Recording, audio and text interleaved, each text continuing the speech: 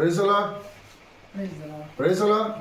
ಕರ್ತನಾಮಕ್ಕೆ ಮಹಿಮೆ ಉಂಟಾಗಲಿ. ಪ್ರಿಯ ದೇವ ಜನರೇ, ದೇವರಾದ ಕರ್ತನು ಒಂದು ಒಳ್ಳೆಯ ಅವಕಾಶವನ್ನು, ತಿರುಗುಂದಾವತಿ ಹೊಸ ದಿನವನ್ನು, ತಿರುಗುಂದಾವತಿ ವಿಶ್ರಾಂತಿಕರವಾದ ದಿನವನ್ನು ಜೀವ ಸ್ವರೂಪನಾದ ತಂದೆಯಾದ ದೇವರು ನಮಗೆ ಅನುಗ್ರಹಿಸಿಕೊಟ್ಟಿದ್ದಾನೆ. ಪ್ರಿಯರೇ, ನಾನು ನೀವುಗಳು ದೇವರ ಮಗನು ಮಗಳಾಗಿರುವುದರಿಂದ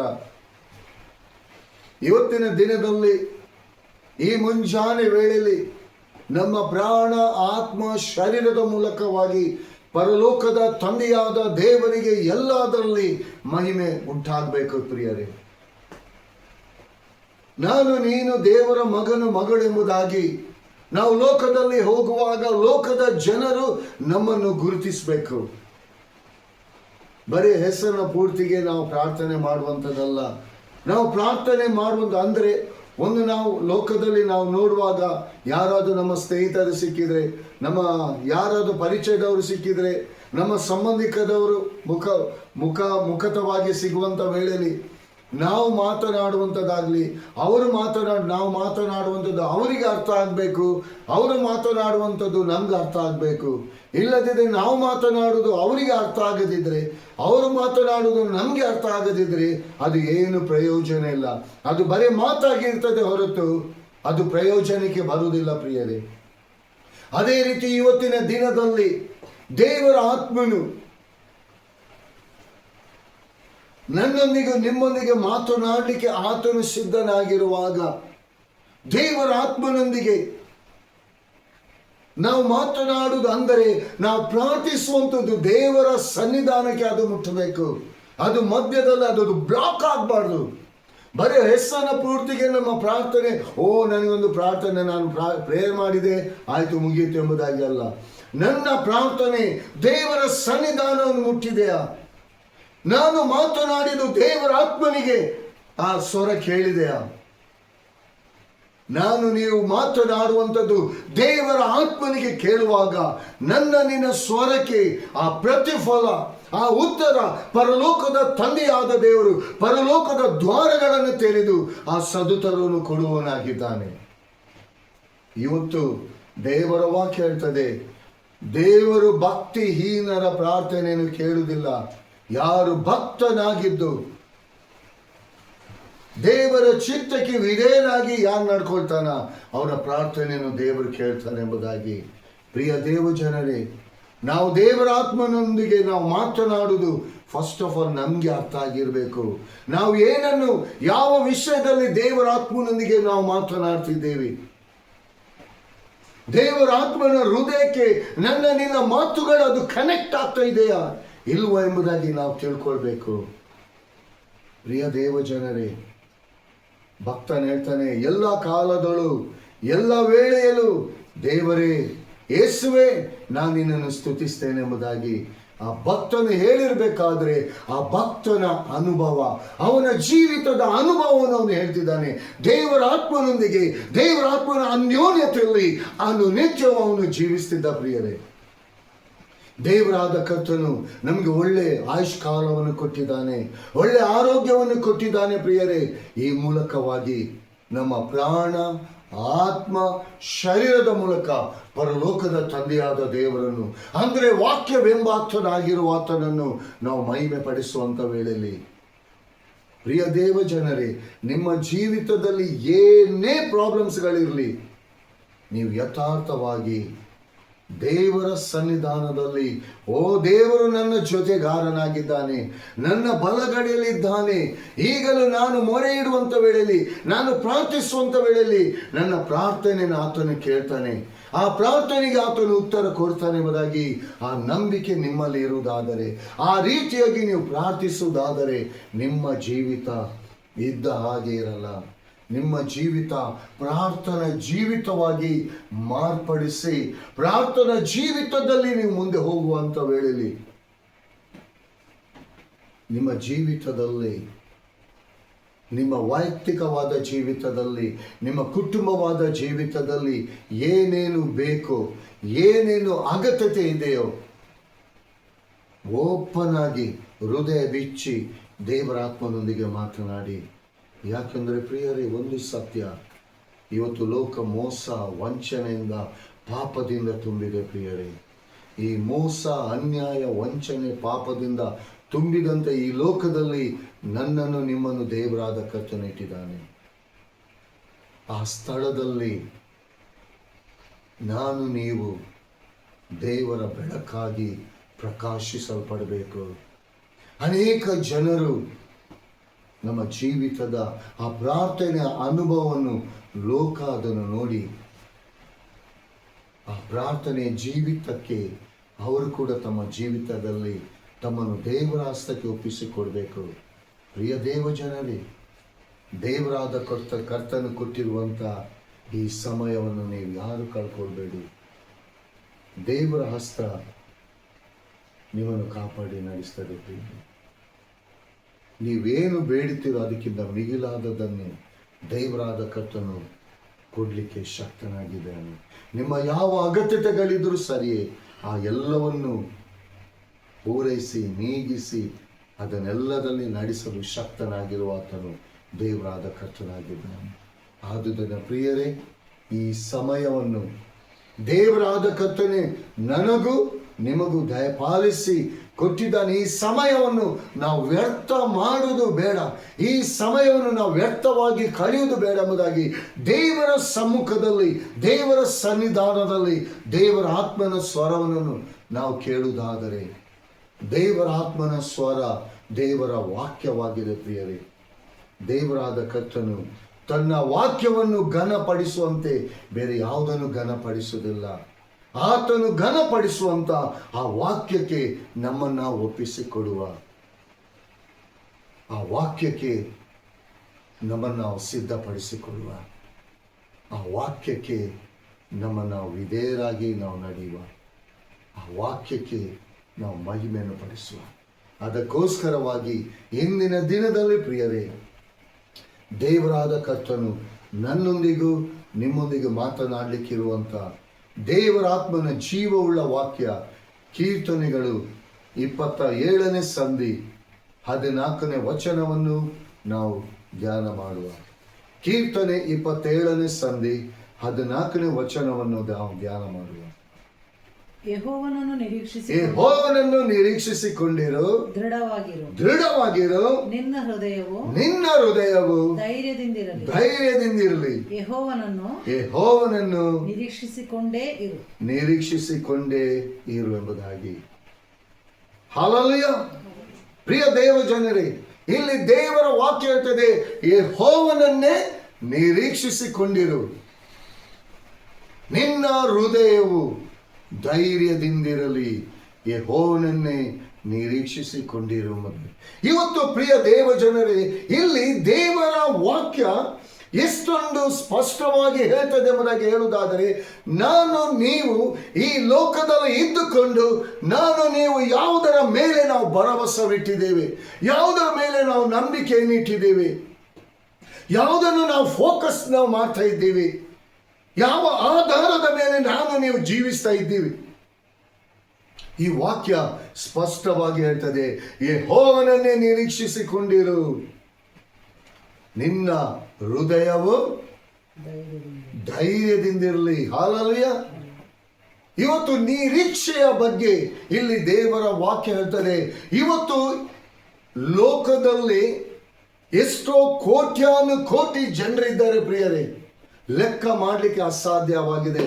ಆದರೆ ಇವತ್ತು ದೇವರ ವಾಕ್ಯ ತನ್ನ ಮಕ್ಕಳಿಗೆ ದೇವರಾದ ಕರ್ತನು ಯಾರ್ಯಾರನ್ನು ಆದುಕೊಂಡಿದ್ದಾನೋ, ದೇವರಾದ ಕರ್ತನು ಅಂತ ಮಕ್ಕಳಿಗೆ, ಅಂತ ಜನರಿಗೆ ಹೇಳ್ತಾನೆ, ನಿಮ್ಮ ನಿರೀಕ್ಷೆ ನನ್ನ ಮೇಲೆ ಇರಲಿ ಎಂಬುದಾಗಿ. ಇವತ್ತು ಲೋಕದಲ್ಲಿರುವಂಥ ಜನರು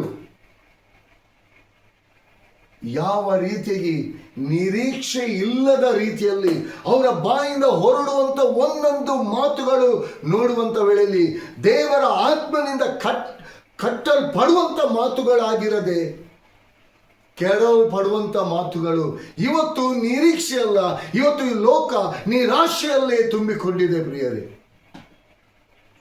ಕಷ್ಟ, ಸಂಕಟ, ಹಿಂಸೆ, ವೇದನೆ, ಅವಮಾನ, ನಿಂದೆ, ರೋಗಗಳ ಈ ಮಧ್ಯದಲ್ಲಿ ಇವತ್ತು ಜನರು ತೊಳಲುತ್ತಾ ಬಳಲ್ತಾ ಇದ್ದಾರೆ.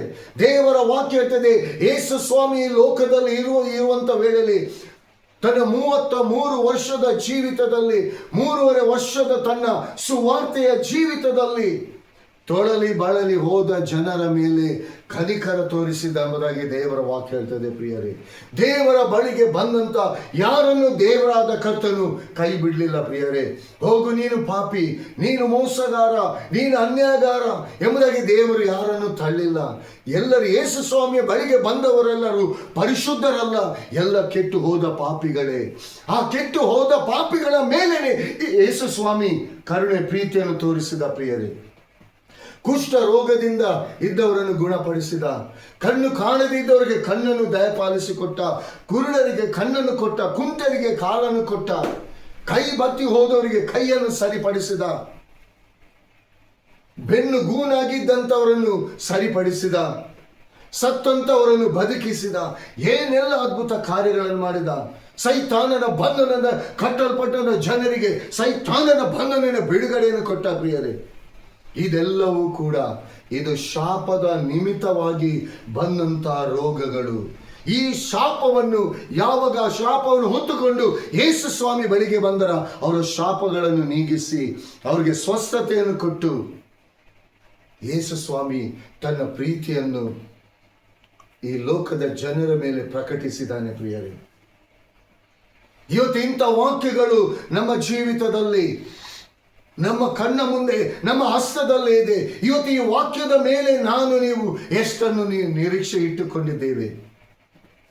ಇವತ್ತು ಲೋಕದ ಪ್ರತಿಯೊಂದು ಜನರಲ್ಲಿ ಮಾತನಾಡುವಂತ ವೇಳೆಯಲ್ಲಿ ಅದು ಸಾಧ್ಯ ಇಲ್ಲ, ಅದು ಆಗುವುದಿಲ್ಲ, ಇದು ಹೋಗುವುದಿಲ್ಲ, ಡಾಕ್ಟರ್ ಆಗುವುದಿಲ್ಲ ಹೇಳಿದ್ದಾರೆ, ಕೈ ಬಿಟ್ಟಿದ್ದಾರೆ, ಇಷ್ಟು ದಿನ ಕೊಟ್ಟಿದ್ದಾರೆ, ಆಯ್ತು ಇನ್ನು ಜೀವಿತ ಮುಗಿಯಿತು. ಅನೇಕ ರೀತಿಯಲ್ಲಿ ನಿರಾಶೆಯ ಮಾತುಗಳನ್ನು ಆಡ್ತಾ, ನೋವಿನ ಮಾತನಾಡ್ತಾ ದಿನವನ್ನು ಕಳೀತಾ ಇದ್ದಾರೆ. ಪ್ರಿಯರೇ, ಪ್ರಿಯ ದೇವ ಜನರೇ, ಕಳೆದ ದಿನದಲ್ಲಿ ಒಂದು ಪ್ಲೇನ್ ಆಕ್ಸಿಡೆಂಟ್ ಆದದನ್ನು ಇವತ್ತು ಲೋಕ ಎಲ್ಲ ನೋಡಿದೆ, ಕೇಳಿದೆ. ಪ್ರಿಯ ದೇವ ಜನರೇ, ಆ 38 ಸೆಕೆಂಡಿನೊಳಗೆ ಅವರು ಸಾಯ್ತಾರೆ ಎಂಬುದಾಗಿ ಯಾರಾದರೂ ಆಲೋಚನೆ ಮಾಡಿಕೊಂಡ್ರ?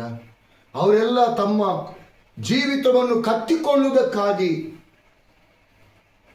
ನಾವು ನ್ಯೂಸಲ್ಲೆಲ್ಲ ನಾವು ನೋಡುವಂತ ವೇಳೆಯಲ್ಲಿ ಒಬ್ಬೊಬ್ಬರು ಯಾವ ರೀತಿಯಲ್ಲಿ ಇದ್ರು, ಆದರೆ ಅವರು ಸಾಯ್ತಾರೆ ಎಂಬುದಾಗಿ ಯಾರಿಗೂ ಗೊತ್ತಿರಲಿಲ್ಲ. ಪ್ರಿಯ ದೇವ ಜನರೇ, ನಿರೀಕ್ಷೆ ಲೋಕದ ಮೇಲೆ ಇರುವಾಗ ಲೋಕ ಜೀವಿತವನ್ನು ರೂಪಿಸುವುದಿಲ್ಲ, ಜೀವಿತ ಕೊಡುವುದಿಲ್ಲ. ಲೋಕದಲ್ಲಿದ್ದ ಸೈತಾನನು ಯಾವ ರೀತಿಗೆ ಮೋಸ ಮಾಡಿ ಆತ್ಮಗಳನ್ನು ನಷ್ಟಪಡಿಸ್ತಾನೆ ಎಂಬುದಾಗಿ ಈ ಇನ್ಸಿಡೆಂಟ್ ಅನ್ನೇ ನಾವು ನೋಡಬೇಕಾಗಿದೆ. ಪ್ರಿಯ ದೇವ ಜನರೇ,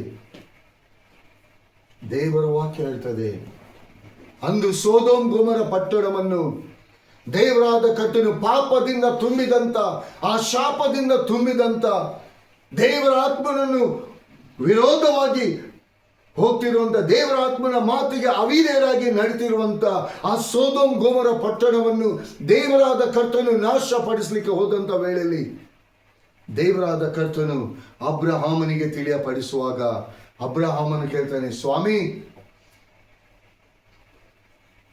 ಅಲ್ಲಿ 50 ಜನರಿದ್ರೆ ಆ ಪಟ್ಟಣವನ್ನು ನೀನು ರಕ್ಷಿಸ್ತೀಯ ಎಂಬುದಾಗಿ.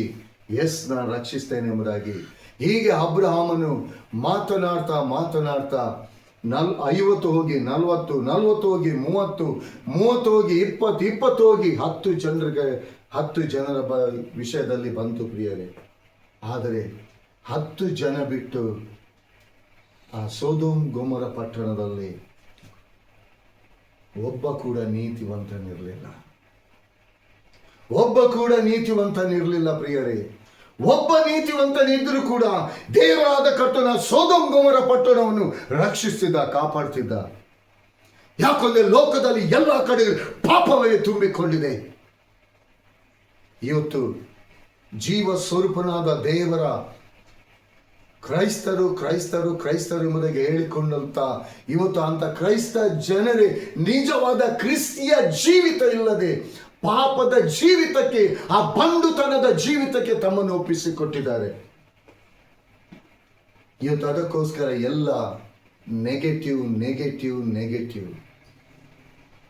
ಪ್ರಿಯ ದೇವ ಜನರೇ, ಆ ಫ್ಲೈಟಲ್ಲಿ ಕೂಡ ನಾನು ಹೇಳ್ತೀನಿ, ಒಬ್ಬ ನೀತಿವಂತನು ಅಂದರೆ ಒಬ್ಬ ಜೀವ ಸ್ವರೂಪನಾದ ದೇವರ ಮಗನಾಗ್ಲಿ ಮಗಳಾಗಿ ಇರ್ತಿದ್ರೆ ಆ ಫ್ಲೈಟಲ್ಲಿ ದೇವರಾದ ಕರ್ತನು ಆ ದುರಂತದಿಂದ ತಪ್ಪಿಸ್ತಿದ್ದ. ಪ್ರಿಯ ದೇವ ಜನರೇ, ಕ್ರೈಸ್ತರು ಎಂಬುದಾಗಿ ಹೇಳಿಕೊಂಡ ಕೂಡಲೇ ಅವರು ದೇವರ ಮಕ್ಕಳಲ್ಲ. ಕ್ರಿಸ್ತನನ್ನು ನಿಜವಾಗಿ ಧರಿಸಿಕೊಂಡವನೇ, ಕ್ರಿಸ್ತನನ್ನು ಅರಿತುಕೊಂಡವನೇ, ವಾಕ್ಯಕ್ಕೆ ವಿಧೇಯನಾಗಿ ನಡೆದುಕೊಳ್ಳುವವನೇ ನಿಜವಾದ ಕ್ರೈಸ್ತನಾಗಿದ್ದಾನೆ. ಪ್ರಿಯ ದೇವ ಜನರೇ, ಇವತ್ತಿನ ದಿನದಲ್ಲಿ ಆ ಫ್ಲೈಟಿನಲ್ಲಿ ಇದ್ದಂಥದ್ದು ಮಾತ್ರವಲ್ಲ, ಆ MBBS ಸ್ಟೂಡೆಂಟ್ಸ್ಗಳು ಕೂಡ 10-30 ಜನಗಳು ಸತ್ತು ಹೋಗಿದ್ದಾರೆ. ಪ್ರಿಯರೇ, ಒಂದು ಕ್ಷಣದಲ್ಲಿ ಕಣ್ಣು ರೆಪ್ಪೆ ಮುಚ್ಚುವಷ್ಟರೊಳಗೆ ಯಾರಿಂದಲೂ ಯಾವ ರೀತಿಯಲ್ಲಿ ಕಾಪಾಡಲಿಕ್ಕೆ ಆಗುವುದಿಲ್ಲ. ಪ್ರಿಯ ದೇವ ಜನರೇ, ಇವತ್ತು ವಾಕ್ಯವನ್ನು ಕೇಳುವಂತ ನೀವು ಯಾರೇ ಆಗಿರಲಿ ಪ್ರಿಯರೇ, ದೇವರು ಕೊಟ್ಟಿರುವಂತ ಈ ಆಯುಷ್ಕಾಲವನ್ನು, ದೇವರು ಕೊಟ್ಟಿರುವಂತ ಈ ಕೃಪೆ ಸಮಯವನ್ನು, ಇಲ್ಲಿ ದೇವರ ವಾಕ್ಯ ಇರ್ತದೆ, ಯೆಹೋವನನ್ನೇ ನಿರೀಕ್ಷಿಸಿಕೊಂಡಿರು. ಯಾವ ಲೋಕದ ಸಂಗತಿಗಳಲ್ಲಿ ಆಗಲಿ, ಲೋಕದ ಯಾವ ವಿಷಯಗಳಲ್ಲಾಗಲಿ ನೀವು ಹತ್ತುಕೊಳ್ಬೇಡಿ. ಒಂದು ವೇಳೆ ನೀವು ಸೋತು ಹೋಗಿದ್ದೀರಾ, ದೇವರ ಜೀವ ಸ್ವರೂಪನಾದ ದೇವರ ವಾಕ್ಯವೆಂಬ ಆತನ ಬಳಿಗೆ ನೀವು ಬನ್ನಿ ಪ್ರಿಯರೇ. ನಿಮ್ಮ ಜೀವಿತದಲ್ಲಿ ನಿರಾಶೆ ಎಂಬ ಜೀವಿತದಲ್ಲಿ ನಿರೀಕ್ಷೆಯನ್ನು ಉಂಟು ಮಾಡುವಂತ ದೇವರಾದ ಕರ್ತನು ನಿಮ್ಮೊಂದಿಗಿದ್ದಾನೆ. ನಿಮ್ಮ ಹೃದಯವು ಧೈರ್ಯದಿಂದಿರಲಿ ಎಂಬುದಾಗಿ ದೇವರ ವಾಕ್ಯ ಹೇಳ್ತದೆ. ಇವತ್ತು ಸೈತಾನ ಎಲ್ಲ ರೀತಿಯಲ್ಲಿ ಆ ಬಲಹೀನತೆಗಳನ್ನು, ರೋಗಗಳನ್ನು ತಂದಾಕಿ, ಕಷ್ಟಗಳನ್ನು ತಂದಾಕಿ, ಅವಮಾನಗಳನ್ನು ತಂದಾಕಿ ಭಯದಿಂದ ತುಂಬಿಸಿ ಬಿಟ್ಟಿದ್ದಾನೆ, ತನ್ನ ಹಸ್ತದಲ್ಲಿ ಇಟ್ಟುಕೊಂಡಿದ್ದಾನೆ. ಪ್ರಿಯರೇ, ಪ್ರಿಯ ದೇವ ಜನರೇ, ಇವತ್ತು ದೇವರು ಒಳ್ಳೆಯ ಸಂದೇಶವನ್ನು ನಿಮ್ಮ ಬಳಿಗೆ ಕಳಿಸ್ತಿದ್ದಾನೆ. ನಿಮ್ಮ ವೈಯಕ್ತಿಕ ಜೀವಿತ, ನಿಮ್ಮ ಕುಟುಂಬ ಜೀವಿತದಲ್ಲಿ ಯಾವುದೇ ರೀತಿಯಾದ ರೋಗದ ಬಲಹೀನತೆಗಳಿರ್ಬೋದು, ಅದು ನಿಮ್ಮದಲ್ಲ ಪ್ರಿಯ ದೇವ ಜನರೇ. ಸೈತಾನನಿಂದ ಕಳಿಸಲ್ಪಟ್ಟಂತ ಆ ಬಂಧನದಿಂದ ನೀನು ದೇವರಾದ ಕರ್ತನ ಮೇಲೆ ನಿರೀಕ್ಷೆಯನ್ನಿಟ್ಟುಕೊಳ್ಳುವುದಾದರೆ, ದೇವರ ಆತ್ಮನಿಗೆ ನೀನು ವಿಧೇಯರಾಗಿ ನಡೆಯುವುದಾದರೆ, ಎಲ್ಲ ಆ ಬಂಧನದಿಂದ ದೇವರಾದ ಕರ್ತನು ಆ ಬಿಡುಗಡೆಯನ್ನು ಕೊಡಲಿಕ್ಕೆ ಶಕ್ತನಾಗಿದ್ದಾನೆ. ಪ್ರಿಯ ದೇವ ಜನರೇ, ನಿಮ್ಮ ಪ್ರಾರ್ಥನೆ ಅದು ಯಥಾರ್ಥವಾಗಿರಬೇಕು. ಯಥಾರ್ಥವಂತರ ಪ್ರಾರ್ಥನೆಯನ್ನು ದೇವರು ಕೇಳ್ತಾನೆ ಎಂಬುದಾಗಿ ದೇವರ ವಾಕ್ಯ ಹೇಳ್ತದೆ. ಪ್ರಿಯ ದೇವ ಜನರೇ, ನೀವು ವಾಕ್ಯವನ್ನು ನೀವು ಕೇಳುವಂತ ನೀವು ಯಾರೇ ಆಗಿರಲಿ, ದೇವರಾದ ಕರ್ತನು ನಿಮ್ಮ ಸಮೀಪದಲ್ಲೇ ಇದ್ದಾನೆ. ಶಿಷ್ಯರು ಕೂಡ ಒಂದು ಸಮಯದಲ್ಲಿ ಯೇಸು ಸ್ವಾಮಿಯನ್ನು ದೋಣಿಯ ಹಿಂದುಗಡೆ ಮಲಗಲಿಕ್ಕೆ ಬಿಟ್ಟರು. ಆದರೆ ಮುಂದೆ ಏನಾಗ್ತದೆ, ಅವರ ಜೀವಿತದಲ್ಲಿ ಎಂತ ದುರಂತ ಬರ್ತದೆ ಎಂಬುದಾಗಿ ಯಾರಿಗೂ ಗೊತ್ತಿರಲಿಲ್ಲ. ಮಧ್ಯ ಸಮುದ್ರಕ್ಕೆ ಹೋಗುವಂತ ವೇಳೆಯಲ್ಲಿ, ಆ ತೂಫಾನ್ ಏಳುವಂತ ವೇಳೆಯಲ್ಲಿ ಶಿಷ್ಯರು ಭಯ ಪಡ್ತಿದ್ದಾರೆ. ಪ್ರಾಣದ ಭಯ, ಸ್ವಾಮಿ ನಾವು ಸಾಯ್ತಿದ್ದೇವೆ. ಈಗ ಜೀವದ ಬೆಲೆ ಅಲ್ಲಿ ಪ್ರಾಬ್ಲಮ್ ಬರುವಾಗ ಅವರಿಗೆ ಅರ್ಥ ಆಯಿತು. ಅದಕ್ಕಿಂತ ಮುಂಚೆ ಯೇಸು ಸ್ವಾಮಿ ಅವರ ಜೊತೆಯಲ್ಲಿ ಇರುವಾಗ ಅಲ್ಲಿ ಅವರಿಗೆ ಯೇಸು ಸ್ವಾಮಿಯ ಬೆಲೆ ಗೊತ್ತಾಗಲಿಲ್ಲ. ಅವರಿಗೆ ಅವರ ಕಣ್ಣ ಮುಂದೆ ಏನೆಲ್ಲ ದೊಡ್ಡ ದೊಡ್ಡ ಅದ್ಭುತಗಳನ್ನು ಮಾಡಿದ್ದಾನೆ, ಆದ್ರೆ ಅವರಿಗೆ ಅದರ ಮೇಲೆ ನಂಬಿಕೆ ಇರಲಿಲ್ಲ, ನಿರೀಕ್ಷೆ ಇರಲಿಲ್ಲ. ಪ್ರಿಯರೇ, ಅಲ್ಲಿ ದೋಣಿ ಅಲ್ಲ ಕಲ್ಲೋಲವಾಗುವಾಗ, ಬಿರುಗಾಳಿ ಎದ್ದಂತ ವೇಳೆಯಲ್ಲಿ ಅಲ್ಲಿ ಯೇಸು ಸ್ವಾಮಿಯನ್ನು ಎಚ್ಚರಿಸ್ತಿದ್ದಾರೆ. ಪ್ರಿಯರೇ, ತಮ್ಮ ಪ್ರಾಣವನ್ನು ಪ್ರಾಣದ ಭಯದಿಂದ ಎಬ್ಬಿಸ್ತಿದ್ದಾರೆ. ಆದರೂ ಕೂಡ ಯೇಸು ಸ್ವಾಮಿ ಅಲ್ಲಿ ಆ ಬಿರುಗಾಳಿಯನ್ನು ಕೂಡ ನಿಲ್ಲಿಸಿದ. ಪ್ರಿಯರೇ, ಯಾಕಂದ್ರೆ ಆತನು ಎಲ್ಲದಕ್ಕೂ ಶಕ್ತನು. ಆತನ ಬಾಯಿಂದ ಹೊರಡುವಂತ ಒಂದು ಮಾತು ಸಾಕು ನಿಮ್ಮ ಜೀವಿತವನ್ನು ರೂಪಿಸಲಿಕ್ಕೆ. ಒಂದು ವೇಳೆ ನೀವು ಅಂದ್ಕೊಳ್ಬೋದು, ನನ್ನಲ್ಲಿ ಏನಿಲ್ಲ, ಹಣ ಇಲ್ಲ, ಕೆಲಸ ಇಲ್ಲ, ನನ್ನಿಂದ ಏನು ಮಾಡ್ಲಿಕ್ಕೆ ಆಗ್ತಾ ಇಲ್ಲ ಎಂಬುದಾಗಿ ನೀವು ಅಂದುಕೊಳ್ತಿರ್ಬೋದು. ನಿಮಗೆ ಹೊಸ ಲೈಫನ್ನು ದೇವರು ಕೊಡ್ಲಿಕ್ಕೆ ಆಲ್ರೆಡಿ ರೆಡಿ ಇದ್ದಾನೆ. ನೀವು ರೆಡಿ ಇದ್ದೀರಾ? ನಿಮ್ಮ ನಿರೀಕ್ಷೆ ದೇವರ ವಾಕ್ಯವೆಂಬಾತನಲ್ಲಿದೆಯಾ? ನಿಮ್ಮ ಭರವಸೆ ದೇವರ ವಾಕ್ಯವೆಂಬಾತನಲ್ಲಿದೆಯಾ? ಎಷ್ಟು ದೇವರ ಆತ್ಮನೊಂದಿಗೆ ನೀವು ಸಮಯವನ್ನು ನೀವು ಕಳೀತಿದ್ದೀರಿ. ಲೋಕದಲ್ಲಿ ಎಲ್ಲದಲ್ಲಿ ಸಮಯ ಕಳೀಲಿಕ್ಕೆ ನಿಮಗೆ ಸಮಯ ಇದೆ, ದೇವರ ಆತ್ಮನ ಸಮ್ಮುಖದಲ್ಲಿ ಕಳೀಲಿಕ್ಕೆ ಸಮಯ ಇಲ್ಲ. ಪ್ರಿಯ ದೇವಜನರೇ, ದೇವರಾದ ಕರ್ತನು ನಿಮ್ಮ ಜೊತೆಗಾರನಾಗಿದ್ದಾನೆ. ಯೆಹೋವನನ್ನು ನಿರೀಕ್ಷಿಸಿಕೊಂಡಿರು, ನಿನ್ನ ಹೃದಯವು ಧೈರ್ಯದಿಂದಿರಲಿ. ದೇವರ ವಾಕ್ಯ ಹೇಳ್ತದೆ, ಯೆಹೋವನನ್ನೇ ನಿರೀಕ್ಷಿಸಿಕೊಂಡಿರು. ಎಡಕ್ಕಾಗ್ಲಿ ಬಲಕ್ಕಾಗ್ಲಿ ನೋಡಬೇಡಿ ಪ್ರಿಯರೇ. ಸ್ಟ್ರೈಟ್ ಅವೇ ಯೇಸು ಸ್ವಾಮಿ ಆ ಕಲ್ವಾರಿ ಶಿಲುಬೆಯಲ್ಲಿ ನಿಮಗೋಸ್ಕರವಾಗಿ ಏನೆಲ್ಲ, ನಿಮ್ಮ ಬಿಡುಗಡೆಗೋಸ್ಕರ, ಆಶೀರ್ವಾದಕ್ಕೋಸ್ಕರವಾಗಿ, ಪಾಪ ಶಾಪದ ಆ ಬಂಧನದಿಂದ ಬಿಡುಗಡೆಗೊಳಿಸೋದಕ್ಕೋಸ್ಕರವಾಗಿ ಆ ಶಾಪವಾದಂಥ ಆ ಮರದ ಆ ಶಿಲುಬೆಯಲ್ಲಿ ತೂಗಾಡಿ ಇವತ್ತು ನನಗೋಸ್ಕರ ನಿಮಗೋಸ್ಕರ ಆ ಶಿಲುಬೆ ಆಶೀರ್ವಾದಕರವಾಗಿದೆ. ಆ ಬಿಡುಗಡೆಯ ಮಾರ್ಗವಾಗಿದೆ. ಅದು ಜಯವನ್ನು ಕೊಡುವಂತ ಮಾರ್ಗವಾಗಿದೆ. ಅದು ರೋಗದಿಂದ ಸ್ವಸ್ಥತೆಯನ್ನು ಕೊಡುವಂಥದ್ದಾಗಿದೆ. ಕಷ್ಟದಿಂದ ಬಿಡುಗಡೆಯನ್ನು ಕೊಡುವಂಥದ್ದಾಗಿದೆ. ಅವಮಾನದಿಂದ ಬಿಡುಗಡೆಯನ್ನು ಕೊಡುವಂಥದ್ದಾಗಿದೆ ಪ್ರಿಯರೇ. ರಕ್ಷಣೆಯ ಹಾದಿ ಕೂಡ ಆ ಶಿಲುಬೆಯಾಗಿದೆ ಪ್ರಿಯರೇ. ಇವತ್ತಿನ ದಿನದಲ್ಲಿ ಲೋಕವನ್ನು ನೋಡಿ ಲೋಕದ ಮೇಲೆ ನಿರೀಕ್ಷೆ ನೀಡಬೇಡಿ ಪ್ರಿಯರೇ. ಓ ನನಗೆ ಅವನು ಸಹಾಯ ಮಾಡ್ತಾನೆ, ಓ ನನಗೆ ಇವನು ಸಹಾಯ ಮಾಡ್ತಾನೆ, ಓ ನನಗೆ ಅವರಿದ್ದಾರೆ ಇವರಿದ್ದಾರೆ, ಎಲ್ಲ ಮೋಸ ಪ್ರಿಯರೇ. ಒಂದು ಕ್ಷಣದಲ್ಲಿ ನಿಮ್ಮ ಜೀವಿತ ಏನಾಗ್ತದೆ ಎಂಬುದಾಗಿ ನಿಮಗೆ ಗೊತ್ತಿಲ್ಲ. ಆದರೆ ದೇವರ ಕೃಪೆ ಎಂಬ ಆಶ್ರಯದಲ್ಲಿ ಇದ್ದುಕೊಂಡು ದೇವರ ಕೃಪೆ ಎಂಬ ಹಸ್ತದ ಒಡೆತನಕ್ಕೆ ನೀವು ಒಪ್ಪಿಸಿಕೊಡುವುದಾದರೆ ಬೇಟೆಗಾರನ ಬಲೆಯಿಂದಲೂ ಮರಣಕರ ವ್ಯಾಧಿಯಿಂದಲೂ ದೇವರಾದ ಕರ್ತನು ತಪ್ಪಿಸಿ ಕಾಪಾಡ್ತಾನೆ. ಈ ಬೇಟೆಗಾರನು ಸೈತಾನನಾಗಿದ್ದಾನೆ, ವೈರಿಯಾಗಿದ್ದಾನೆ. ನಿಮ್ಮ ಜೀವಿತವನ್ನು ಮೋಸಕರವಾದ ರೀತಿಯಲ್ಲಿ, ಲೋಕದ ರೀತಿಯಲ್ಲಿ, ಪಾಪದ ಸಂಗತಿಗಳನ್ನು, ಲೋಕದ ಆಶೆಗಳನ್ನು ತೋರಿಸಿ ನಿಮ್ಮ ದೇವರ ಆತ್ಮದ ಆ ವೇಯಿಂದ ನಿಮ್ಮನ್ನು ತಪ್ಪಿಸೋನಾಗಿದ್ದಾನೆ. ಆದರೆ ನಿಮ್ಮ ನಿರೀಕ್ಷೆ, ನಿಮ್ಮ ಭರವಸೆ ದೇವರಾದ ಕರ್ತನಲ್ಲಿ ಇರುವುದಾದರೆ ನಿಜವಾಗಿಯೂ ನಿಮ್ಮ ಜೀವಿತ ಇದ್ದ ಹಾಗೆ ಇರಲ್ಲ ಪ್ರಿಯರೇ. ಪ್ರಿಯ ದೇವಜನರೇ, ದೇವರು ಕೊಟ್ಟಿರುವಂತ ಈ ಒಳ್ಳೆ ಅವಕಾಶ, ದೇವರಾದ ಕರ್ತನಿಗೆ ಕೊಟ್ಟಿರುವಂತ ಈ ಕೃಪೆ ಸಮಯ, ಇದು ಅಮೂಲ್ಯವಾಗಿದೆ ಎಂಬುದಾಗಿ, ಒಳ್ಳೆ ಪ್ರೆಷಸ್ ಆಗಿದೆ ಎಂಬುದಾಗಿ ಇದನ್ನು ನಿಮ್ಮ ಜೀವಿತಕ್ಕೆ ರಿಸೀವ್ ಮಾಡಿಕೊಳ್ಳಿ. ಯಾವ ಕೇಡು ನಿನಗೆ ಸಂಭವಿಸದು, ಉಪದ್ರವ ನಿನ್ನ ಗುಡಾರದ ಸಮೀಪಕ್ಕೂ ಬಾರದು. ಪ್ರಿಯ ದೇವಜನರೇ, ಸೈತಾನನು ನಿಮ್ಮ ಜೀವಿತದಲ್ಲಿ ಕೇಡನ್ನೇ ತರುವನಾಗಿದ್ದಾನೆ. ನಿಮ್ಮ ದೇಹ ಎಂಬ ಗುಡಾರವನ್ನು ರೋಗದಲ್ಲಿ ಹಾಕಿ ಲೋಕದ ನಾಶನದ ರೀತಿಯಲ್ಲಿ ನಡೆಸುವನಾಗಿದ್ದಾನೆ. ಆದರೆ ದೇವರ ಹಸ್ತಕ್ಕೆ ಪರಾತ್ಪರನನ್ನು ನಿರೀಕ್ಷಿಸಿಕೊಂಡಿರುವುದಾಗಿ ದೇವರ ವಾಕ್ಯ ಹೇಳ್ತದೆ. ಪರಲೋಕದ ತಂದೆಯಾದ ದೇವರನ್ನು, ನಮ್ಮ ಕರ್ತನಾದ ಯೇಸು ಕ್ರಿಸ್ತನನ್ನು ಪರಿಶುದ್ಧಾತ್ಮನ ಸಹಾಯದೊಂದಿಗೆ ನಿಮ್ಮ ಜೀವಿತವನ್ನು ಪರಿಶುದ್ಧಾತ್ಮನ ಹಸ್ತಕ್ಕೆ ನಿಮ್ಮ ಜೀವಿತವನ್ನು ನೀವು ಒಪ್ಪಿಸಿಕೊಡುವುದಾದರೆ ನಿಮ್ಮ ಜೀವಿತ ಇದ್ದ ಹಾಗೆ ಇರಲ್ಲ ಪ್ರಿಯರೇ.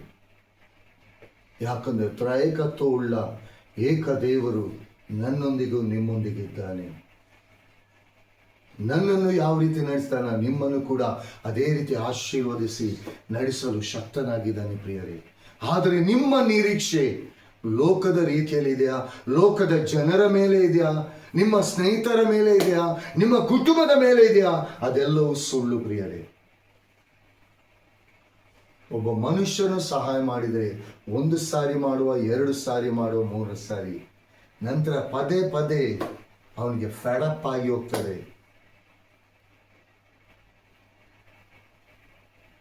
ಅವರ ಪ್ರೀತಿ ಕೂಡ ತಣ್ಣಗಾಗಿ ಹೋಗ್ತದೆ ಪ್ರಿಯರೇ.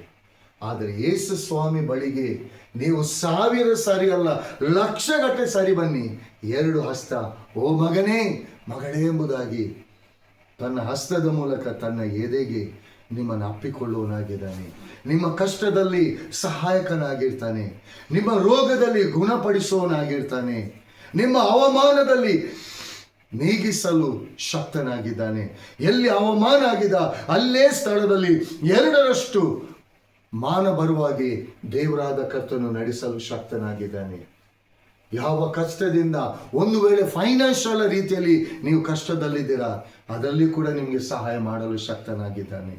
ಆದರೆ ನಿಮ್ಮ ನಿರೀಕ್ಷೆ, ನಿಮ್ಮ ಭರವಸೆ ಪರಲೋಕದ ತಂದೆಯಾದ ದೇವರು.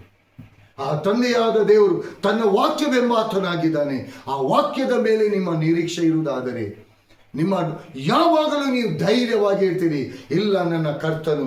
ಎಂಥ ಪರಿಸ್ಥಿತಿಯಲ್ಲಿ ಕೂಡ ನೀವು ಹೇಳ್ತೀರಿ, ಇಲ್ಲ ನನ್ನ ಕರ್ತನು ಶಕ್ತನು.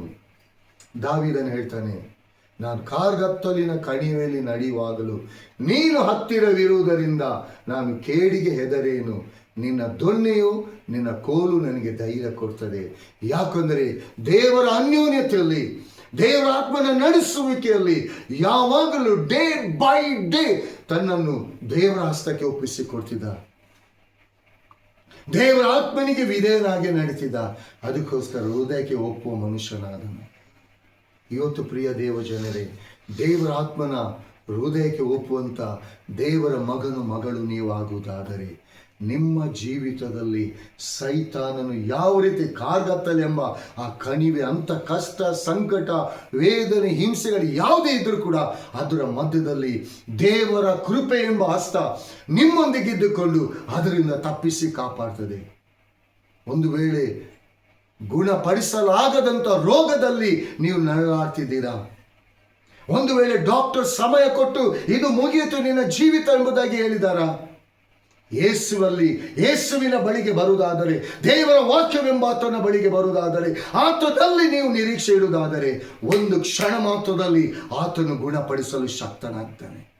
ಯಾಕಂದರೆ ನಿನ್ನ ಕರ್ತನು ವೈದ್ಯರ ವೈದ್ಯಗಾರನು, ಘನ ವೈದ್ಯನಾಗಿದ್ದಾನೆ. ಪ್ರಿಯರೇ, ಆತನಂತೆ ಈ ಲೋಕದಲ್ಲಿ ಬೇರೆ ದೇವರಿಲ್ಲ.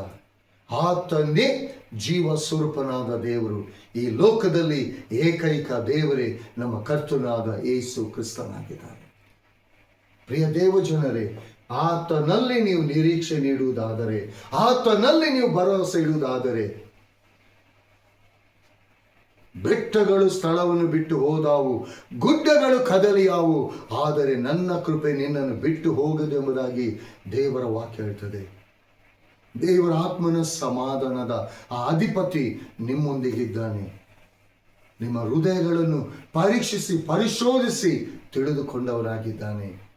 ನಿಮ್ಮ ನಿರೀಕ್ಷೆಗೆ, ನಿಮ್ಮ ಭರವಸೆಗೆ ಆತನೇ ಆಧಾರನಾಗಿದ್ದಾನೆ. ಪ್ರಿಯರೇ, ಆತನನ್ನೇ ಹಿಂಬಾಲಿಸಿ, ಆತನೊಂದಿಗೆ ನಿಮ್ಮ ಜೀವಿತವನ್ನು ಪ್ರಾರಂಭ ಮಾಡಿ, ಆತನ ಹಸ್ತಕ್ಕೆ ನಿಮ್ಮ ಲೈಫನ್ನು, ನಿಮ್ಮ ಜೀವಿತವನ್ನು ಒಪ್ಪಿಸಿಕೊಡಿ.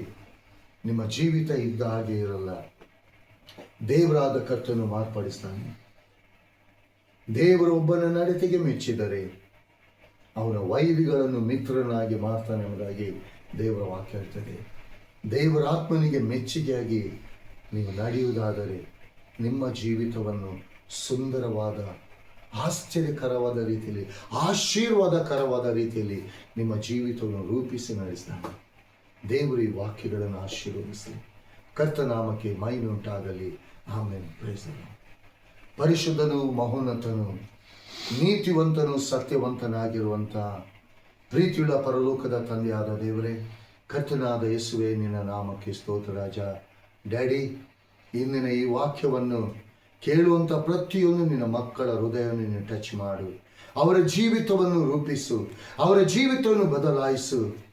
ಅವರ ನಿರೀಕ್ಷೆ, ಭರವಸೆ ಲೋಕ ಸಂಬಂಧವಾದ ರೀತಿಯಲ್ಲಿ ಆಗಲಿ, ಜನರ ಮೇಲೆ ಆಗಲಿ, ಯಾರ ಮೇಲೆ ಇರದೆ ಪರಲೋಕದ ತಂದೆಯಾದ ದೇವರೇ, ನಿನ್ನ ಮೇಲೆ ಅವರ ನಿರೀಕ್ಷೆ, ಭರವಸೆ ಇರುವುದಾದರೆ ಅವರ ಜೀವಿತದಲ್ಲಿ ಅವರು ಏನನ್ನು ಕಳ್ಕೊಂಡಿದ್ದೇನೆ ಎಂಬುದಾಗಿ ಹೇಳಿದಾರ, ಅದನ್ನು 2ರಷ್ಟಾಗಿ ನೀನು ಅವರಿಗೆ ಅನುಗ್ರಹಿಸಿಕೊಟ್ಟು ಅವರ ಜೀವಿತವನ್ನು ರೂಪಿಸಿ, ಯಾರು ನಮ್ಮನ್ನು ಕೈ ಬಿಟ್ಟಿದ್ದಾರೆ ಎಂಬುದಾಗಿ ತಿಳ್ಕೊಂಡಿದ್ದಾರೋ ಅಂಥವರನ್ನು ನಿನ್ನ ಹಸ್ತವನ್ನು, ನಿನ್ನ ಕೃಪೆ ಎಂಬ ಹಸ್ತವನ್ನು ಚಾಚಿ ಅವರು ಬಿದ್ದಂಥ ಸ್ಥಳದಿಂದ ಎತ್ತಿ ನಿಲ್ಲಿಸಿ ಒಂದು ವೇಳೆ ರೋಗದ ಬಲಹೀನತೆಯಲ್ಲಿ ಇರ್ಬೋದು, ನಿನ್ನ ಗಾಯಗಳ ಹಸ್ತವನ್ನು ಚಾಚಿ ಅವರನ್ನು ಗುಣಪಡಿಸು ಸ್ವಾಮಿ. ಇನ್ನು ಹೆಚ್ಚಾದ ನಂಬಿಕೆ ಭರವಸೆ ಅವರಲ್ಲಿ ಉಂಟಾಗಿ ಇನ್ನು ಹೆಚ್ಚಾದ ರೀತಿಯಲ್ಲಿ ನಿನಗೆ ಸಾಕ್ಷ್ಯ ಜೀವಿತವನ್ನು ಮಾಡುವಂತೆ ನಿನ್ನ ಕೃಪೆಯಲ್ಲಿ ನಿನ್ನ ಆತ್ಮನಲ್ಲಿ ನಡೆಸು. ಯೇಸುವಿನ ದಿವ್ಯ ನಾಮದಲ್ಲಿ ನಂಬಿಕೆಯಿಂದ ಬೇಡಿದ್ದೇನೆ ನಮ್ಮ ತಂದೆಯೇ. Amen, amen.